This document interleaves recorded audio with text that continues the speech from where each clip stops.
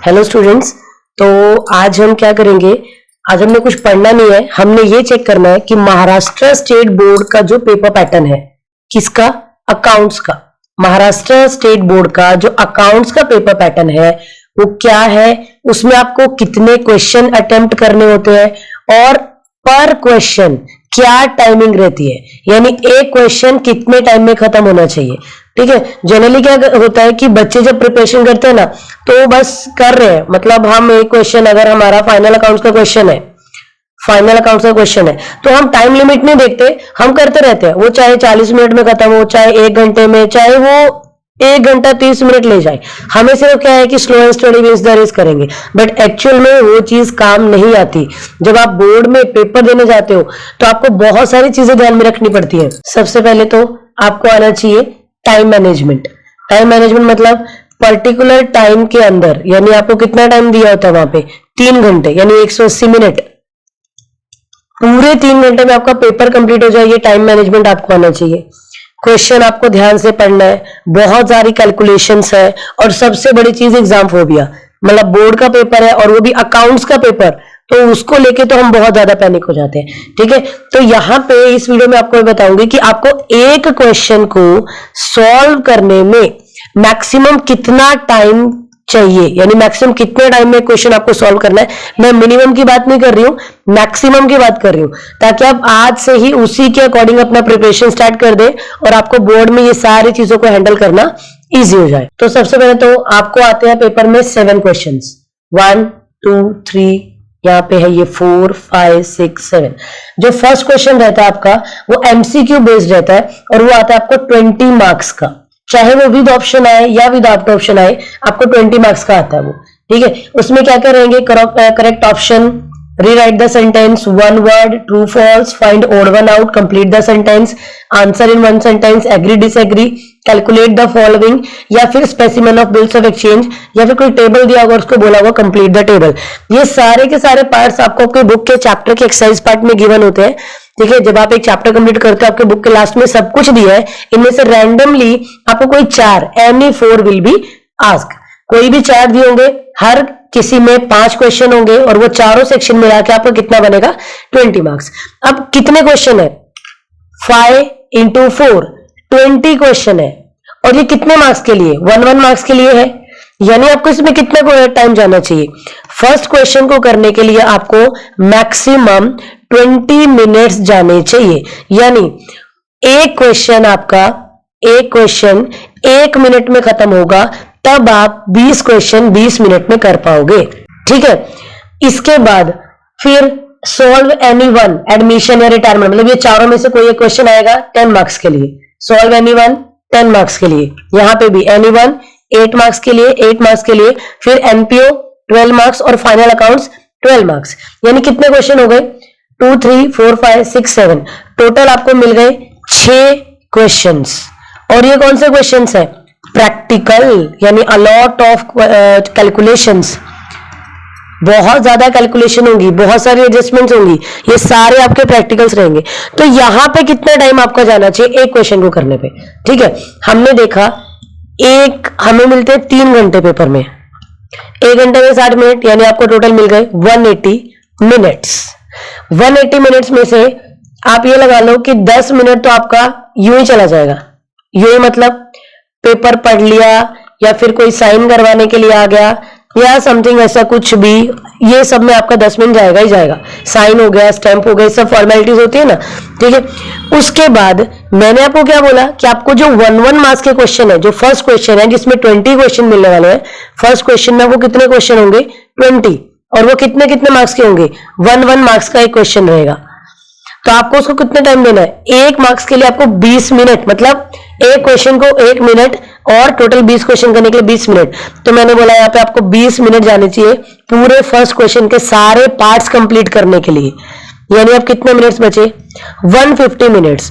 अब ये 150 मिनट्स बचे हैं और अभी क्वेश्चन कितने बाकी है, हाँ जी, तो अभी क्या बाकी है, 6 प्रैक्टिकल क्वेश्चन बाकी है। प्रैक्टिकल मतलब पूरा पेपर ही बाकी है, और टाइम कितना है, 150 मिनट्स।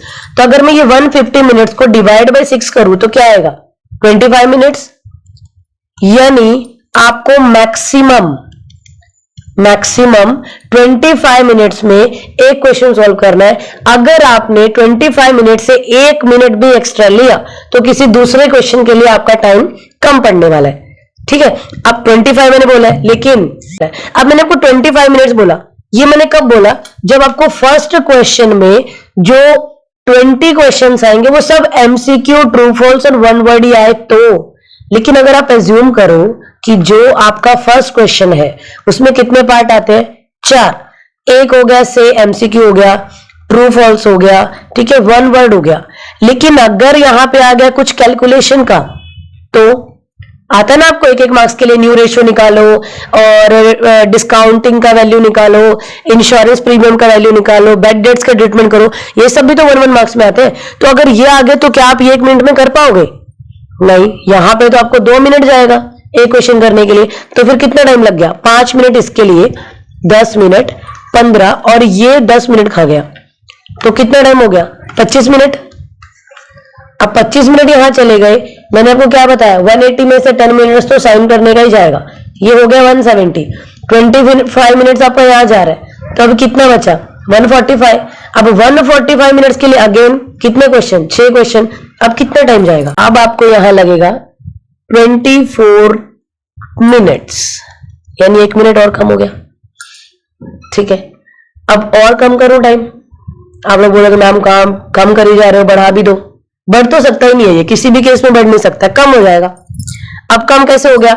मान लो कि पेपर में आपको जो टाइम मिला, यहां पे 10 मिनट की जगह 15 मिनट लग गए, यानी साइन करने में, आंसर शीट मिलने में, क्वेश्चन पेपर, ये फॉर्मेलिटीज वो सब करने में आपको लग गए 15 मिनट।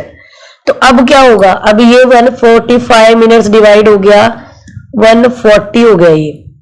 अब 140 डिवाइड बाय 6 करो, ये आ गया आपका 23.33। यानी कि यहां पे क्या पता लग रहा है? यहां पे ये पता लग रहा है कि अगर मैं सारी अनसर्टेनिटीज को निकाल देती हूं, मैंने आपका साइन करने का टाइम भी निकाल दिया, मैक्सिमम 15 मिनट साइन करने में, आपको पेपर असाइन करने में, ये सब करने में कितना टाइम लग गया? 15 मिनट। मैंने आपको फर्स्ट क्वेश्चन का भी टाइम बढ़ा दिया, ठीक है, MCQ, true false, one word और कैलकुलेशन सब मिला के यहाँ पे हो गया 25 मिनट। मैंने सब कुछ माइनस करने के बाद देखा कि मेरे पास लास्ट रिजॉर्ट कितना टाइम बच रहा है? 140 मिनट्स बच रहे हैं, और मैं उसको डिवाइड करती हूँ 6 से, यानी एक क्वेश्चन करने के लिए 23 मिनट्स मेरा जाना चाहिए। अब आप एक क्वेश्चन को 25 मिनट में सॉल्व करने की प्रैक्टिस करोगे या 24 की करोगे, 23 की करोगे, ये आपके ऊपर है। लेकिन अगर मेरे एडवाइस मानो तो आपको 23 मिनट्स में क्वेश्चन को कंप्लीट करने का प्रैक्टिस शुरू कर देना चाहिए, क्योंकि ये अगर आप 23 मिनट्स में कर पाओगे तो सारी की सारी अनसर्टेनिटीज हैंडल हो जाएंगी। 15 मिनट यहां गए तो कोई दिक्कत नहीं है, यहां 25 मिनट गए तो भी कोई दिक्कत नहीं है, क्योंकि हमारा क्वेश्चन हम ऑलरेडी 23 मिनट्स में सॉल्व कर पा रहे हैं। ठीक है, अब इसमें टाइम बच भी सकता है, कैसे बचेगा वो भी देख लो एक बार। मैंने आपको क्या बोला कि आपको 23 मिनट्स में क्वेश्चन सॉल्व करने की प्रैक्टिस करनी है। 23 मिनट्स में एक प्रैक्टिकल आपका कंप्लीट होना चाहिए, लेकिन ये टाइम बचा भी सकते हो आप। कैसे? मान लो जैसे इश्यू ऑफ शेयर चैप्टर है, इश्यू ऑफ शेयर चैप्टर का क्वेश्चन बहुत इजी हो जाता है अगर आपको बहुत अच्छे से आता है वो, यानी कि अगर वो उसके लिए 23 मिनट है, आप उसको 15 मिनट में खत्म कर सकते हो। यहाँ पे कितने मिनट बचे? 8 मिनट बच गए। इश्यू ऑफ शेयर हो गया। और दूसरा कौन सा चैप्टर इजी हो सकता है? जैसे death of a partner, death chapter का क्वेश्चन कई बार बहुत इजी आ जाता है, तो वो क्वेश्चन आप 15 मिनट में सॉल्व कर सकते हो। यहाँ पे आपके 8 मिनट और बच गए। ठीक है, 15 नहीं, अगर मान लो यहाँ पे 20 लगा लेते हैं हम कि चलो आपने 20 मिनट ले लिया इसको करने में, तो यहाँ पे कितने मिनट बच गए आपके? 3 मिनट। ठीक है, और कौन सा चैप्टर हो सकता है जो इजी हो सकता है? जैसे ये आपका 9 चैप्टर है, फाइनेंशियल एनालिसिस, चैप्टर नंबर 9। इसके भी क्वेश्चन अगर आपको रेशो आ जाए तो रेशो और कंपैरेटिव स्टेटमेंट, कॉमन साइज, ये तो मतलब कई बार तो इतना इजी हो जाता है कि आप 10 मिनट में खत्म कर देते हो। पर ठीक है, चलो अगर 10 मिनट में नहीं भी होता तो हम एज्यूम कर लेते हैं कि 15 मिनट। 15 मिनट से ज्यादा तो इस क्वेश्चन को नहीं लगने वाला डेफिनेटली। ठीक है, यहाँ पे आपके कितने टाइम बचा? 8 मिनट यहाँ पे बच गए। यानी टोटल आपने कितने मिनट बचा लिए?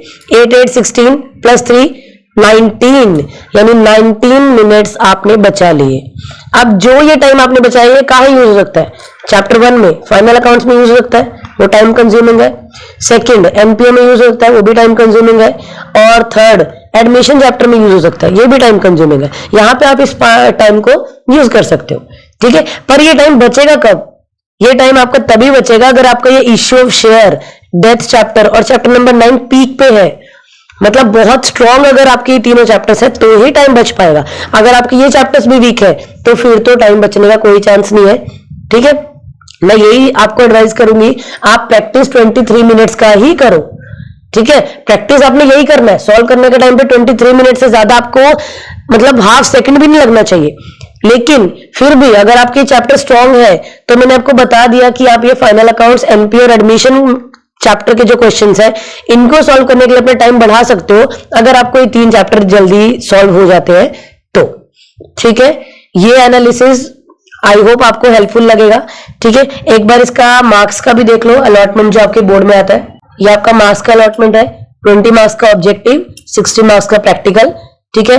फर्स्ट चैप्टर में आपको ऑब्जेक्टिव जो आता है वो 4 मार्क्स का आता है। सेकेंड चैप्टर में से भी 4 मार्क्स का ऑब्जेक्टिव है। उसके बाद चैप्टर नंबर 3, 4, 5 और उसके बाद है 3, 4, 5 एंड 6। ये चारों चैप्टर में से मिला के आपको टोटल 8 मार्क्स का एमसीक्यू आता है, ठीक है। फिर 7, 8, 9 और 10 ये चारों में से मिला के आपको 4 मार्क्स का एमसीक्यू आता है, ठीक है। यानी आपका फर्स्ट चैप्टर जो है, फर्स्ट चैप्टर का वेटेज क्या है? 12 मार्क्स का प्रैक्टिकल और 4 मार्क्स का थ्योरी। आपको 16 मार्क्स का आपका चैप्टर नंबर 1 आता है। चैप्टर नंबर 2 में भी सेम ही क्राइटेरिया है, 12 मार्क्स का प्रैक्टिकल और 4 मार्क्स का थ्योरी। उसके बाद जो 3rd, 4th, 5th ये सब चैप्टर्स है, इनमें 10 to 8 मार्क्स का प्रैक्टिकल आता है और आपको थ्योरी तो मैंने बता ही दिया 8 मार्क्स का आएगा। 7, 8, 9, 10 ये चारों में से थ्योरी बहुत कम है, ओनली 1 मार्क्स के लिए आपको चारों चैप्टर में से एक ही एमसीक्यू आने वाला है, ठीक है। यानी ज्यादा वेटेज फर्स्ट और सेकंड चैप्टर का है, तो प्लीज फर्स्ट और सेकंड चैप्टर को स्ट्रॉन्ग कर लो। फर्स्ट चैप्टर आपका 16 मार्क्स, सेकंड चैप्टर भी 16 मार्क्स, 32 मार्क्स तो आपका ये सेफ है, ठीक है। क्लियर?